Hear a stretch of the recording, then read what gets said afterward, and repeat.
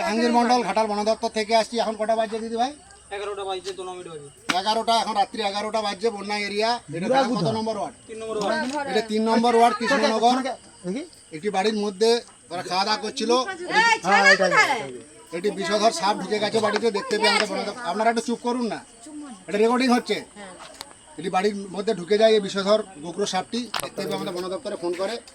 সাপটি আমি এসে রেস্কিউ করে নিয়ে যাচ্ছি। আমি জাহাঙ্গীর মন্ডল ঘাটাল বন দপ্তর থেকে আসছি। সাপে কামড়ালে যত দ্রুত সম্ভব হসপিটাল, সঙ্গে সঙ্গে হসপিটাল। বাঁধবেন না, কাটবেন না।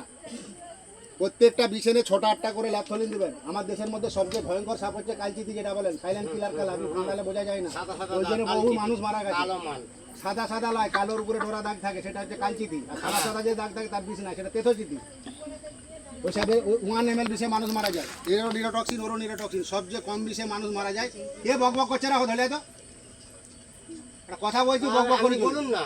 কি কথা বলবো তোরা বক বক করলে? হ্যাঁ বলুন বলুন।